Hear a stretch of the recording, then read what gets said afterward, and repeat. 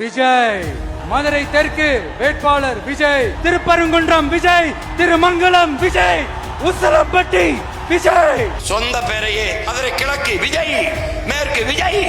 எவனோ சொல்லிருக்கான் உசலம்பட்டியில கல்லர்கள் இருக்காங்க, அவங்க எல்லாம் கொஞ்சம் வீரமா இருப்பாங்க அப்படின்னா உசலம்பட்டி விஜய். நீங்க எழுதி வச்சுக்கிட்டு இந்த இடத்தில் கையை தூக்கவும், இந்த இடத்தில் ஆவேசமாக பேசவும், இங்கேனா டப்பிங் தட்டுற டப்பிங் பேசுற மாதிரி அப்படி பேச கூடாது.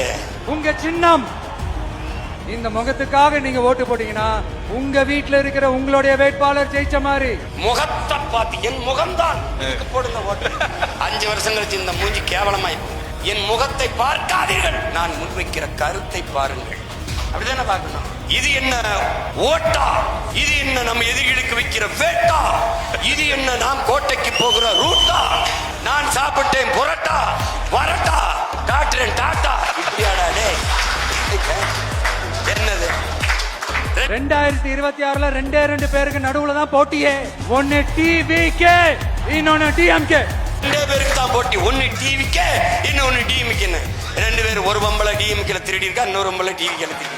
அண்ணனை அமைதியா போகும்போது விட்டுறணும். நான் கொஞ்ச நாள் பொறுத்தேன். சும்மா வாய தோண்டும் போது பிரபலுக்கு வேண்டி தானே என்ன வேணும்னாப்பா செய்யறேன். ஏய், திருச்சியில இந்த போராடல அதுக்கு கேட்கறத 15 நிமிஷம் தான் கேட்டிருக்காப்ல.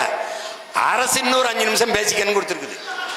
இதுக்கே சனிக்கிழமை சனிக்கிழமை வரைக்கும் மனப்பாடம் பண்ணணும். நடிச்சு பார்த்து வந்து பேசணும். அடுத்த சனிக்கிழமை சனிக்கிழமை பிக் பாஸ் மாதிரி சனங்கள் வந்து விஜய் வர்றாரு. இதுல வேற வேட்டைக்கு தான் வெளியில வருவியா?